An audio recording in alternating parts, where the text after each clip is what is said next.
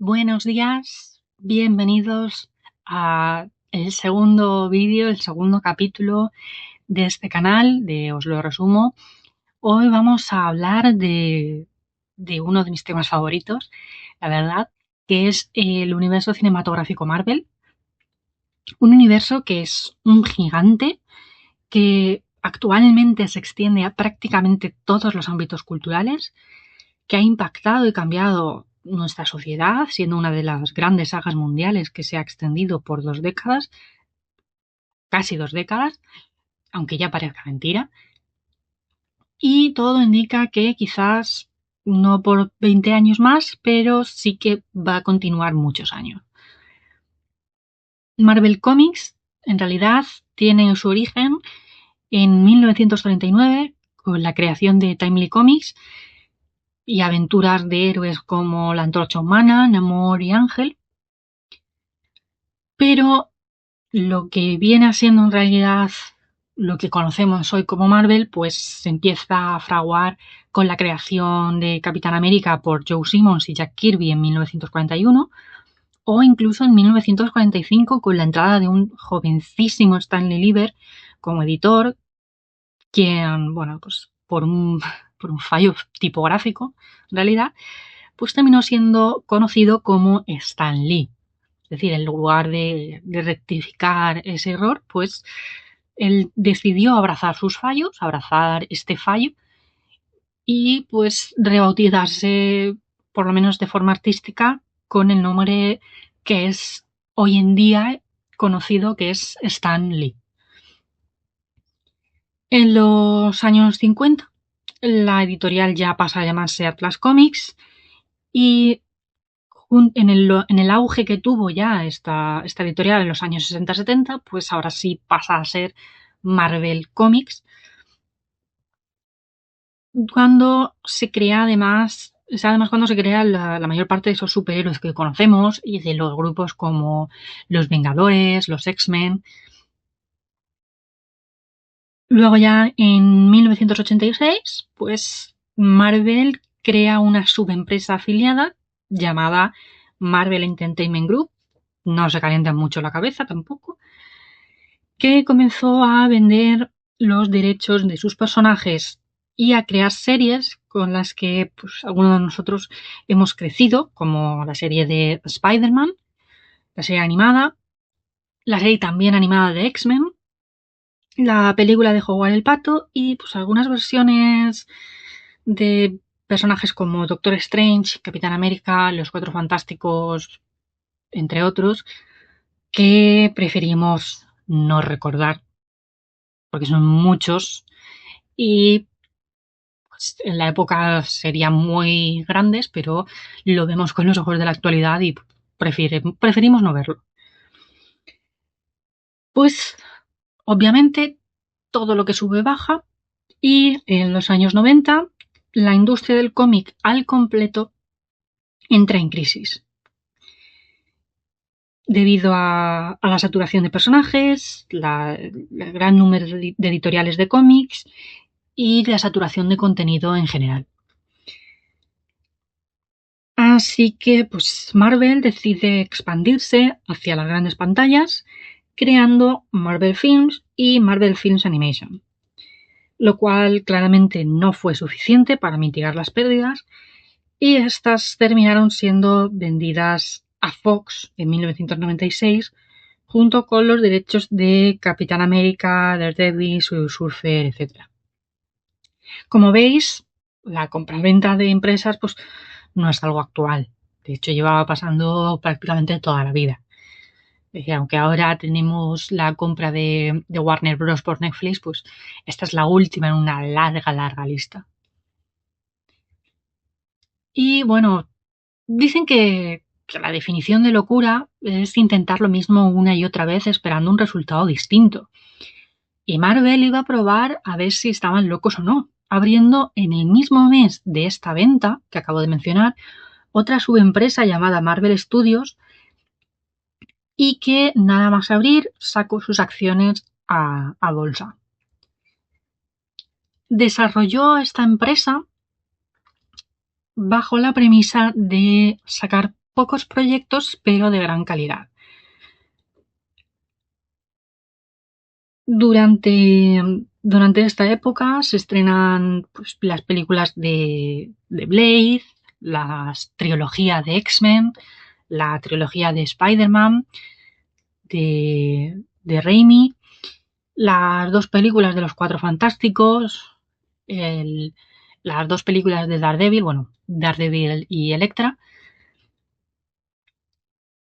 todas ellas centradas en su carácter individual, centrándose en personajes individuales y en los villanos asociados a ese superhéroe, pero sin conexión unas entre ellas. Como ya he dicho, proyectos individuales de la mano de 20th Century Fox, que como ya he dicho, pues tenían ese contrato de 7 años, que esto creo que no lo he dicho, ese contrato era de 7 años, de producir estos personajes juntos.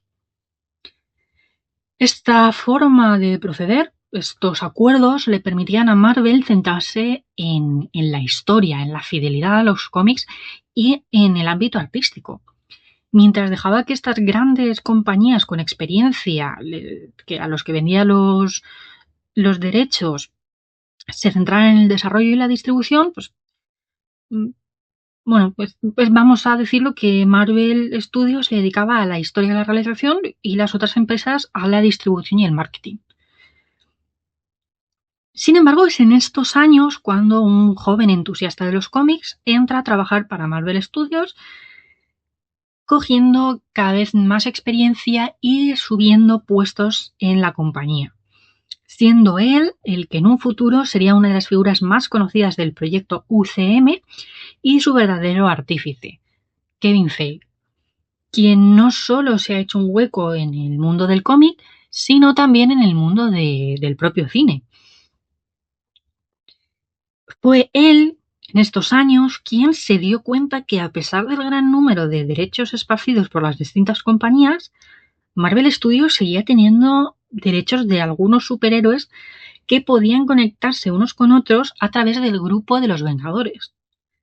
Y pensó que, pues, en lugar de esto que se había estado llevando a cabo, pues podía montar un universo compartido, más que historias individuales y teologías, sino algo más global, algo que los fans de los cómics, como él mismo lo era, podían disfrutar realmente, sentir que no solo veían una versión de un personaje, sino una nueva experiencia compartida en la que sienten que esos cómics que leen, que han leído toda la vida, cobran vida. Valga la redundancia. El plan inicial consistía en hacer una serie de películas también individuales, pero para presentar los personajes que más adelante se juntarían en una película en común. Esto, a su vez, se organizaría en lo que Feige denominó fases. De hecho, actualmente nos encontramos en la fase 6 y se prevé mínimo una fase más. Este plan pudo también ser posible a largo plazo gracias a que en 2009 Walt Disney Company compra Marvel Entertainment y Marvel Studios. Y gracias a este gigante respaldando este proyecto del UCM, fue posible ir comprando o ir recomprando, ir recuperando los derechos de los personajes desperdigados por las distintas compañías para hacer crecer este proyecto. Las 3 primeras fases son muy claras. Fase 1, centrada en héroes y superhéroes. La fase 2, más centrada en espionaje, en políticas, bueno, pues, en este mundo, ¿no? de espionaje y contraespionaje en general. Y luego ya tenemos la fase 3, que es en una de las películas, uno de los propios villanos denomina como la era de los milagros. Ya empieza a surgir elementos mágicos, elementos de hechicería, eh, poderes un poco ya más difíciles de explicar, por así decirlo. Este conjunto de las primeras fases será conocido como la saga del infinito, mientras que las 3 siguientes fases se agruparán en la saga del multiverso. Ya podéis ver el por qué se denomina universo cinematográfico. No es por azar. No es solo una sucesión de películas sin ton ni son, sino que hay un plan, hay una logística detrás de todo este proyecto. Otra cosa que hay que reconocer a Marvel o a Kevin Feige, aparte de la construcción de este primer universo cinematográfico, es el tema de la evolución, no solo la evolución de las películas o la evolución de nuestros superhéroes, de nuestros protagonistas, sino también la de los villanos. En la primera fase, por ejemplo, estamos ante los típicos villanos, los malos que tenemos en el imaginario, que vienen a traer caos, a conquistar, a matar por matar, ¿no? Tenemos a Cráneo Rojo con su teoría del superhombre y la conquista del mundo, ¿no? El nazismo. A Loki, que viene a reinar sobre un mundo caótico sin más, o incluso Bada Stein, que solo quiere poder y riqueza. A partir de la fase 2 ya empiezan a tener unas ideas más desarrolladas, unos motivos más entendibles, menos caricaturescos, por así decirlo. Y ya en la fase 3 ya son villanos con los que podemos empezar a empatizar, más humanos, por así decir. Y el arquetipo de esto, la figura más clara, es el mayor villano de esta saga, que es Thanos. Ya que aunque sigue siendo un villano, un malo, son ideas lógicas, que desde un punto de vista únicamente racional, pues tiene hasta cierta razón, ¿no? Pues puedes entender por qué llega a esta idea, por qué tiene seguidores, por qué Kansi consigue vencer.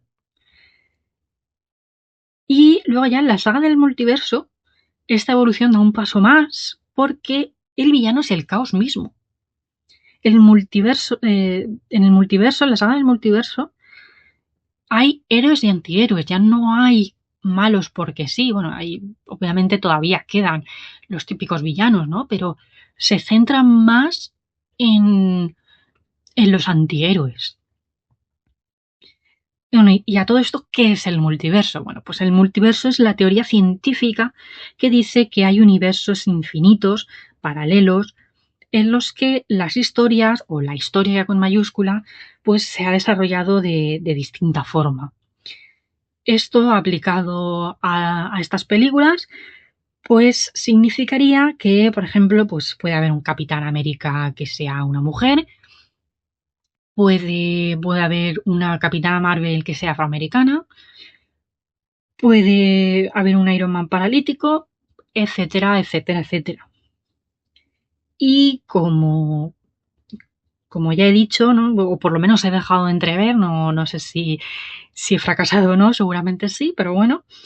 Estas películas y más adelante series tienen mucho más que historias de héroes, de puñetazos y de disparos, sino que estas películas nos dan lecciones, nos replantean la forma de ver el mundo. Porque eso que he oído últimamente en los últimos años, de que Marvel ahora tiene una inclusión forzada, de que sigue una agenda woke y todas estas voces que he oído, bueno, sí, Marvel siempre ha sido político. No, perdón, los cómics siempre han sido políticos. Siempre. Capitán América surgió en la Segunda Guerra Mundial como propaganda política contra el nazismo. Los X-Men son una analogía, una metáfora de la homosexualidad. Son, no os estoy descubriendo nada, es algo bien sabido. Eh, antes, mucho antes de que empezara a surgir el movimiento Black Lives Matter, las vidas negras importan, ya teníamos a superhéroes como Tormenta, como Pantera Negra, como Luke Cage, héroes afroamericanos. Los superhéroes siempre han sido políticos. No políticos de que sean llevados a cabo por grupos políticos o por senadores, nada de eso, no. Son políticos porque cogen a grupos de la sociedad que a lo mejor han sido más maltratados, más acosados, que han sufrido más, y les dan unas historias para que se escapen, ¿no? Que siempre es el punto de la literatura, para que escapen de la realidad, para que vean personajes con los que se puedan identificar y decirles, tú también podrías ser un héroe, este podría ser tú. Dicho lo cual, nos vemos en el siguiente vídeo, espero que os haya gustado y si me podéis dar un like y suscribiros, pues os lo agradecería. Muchas gracias.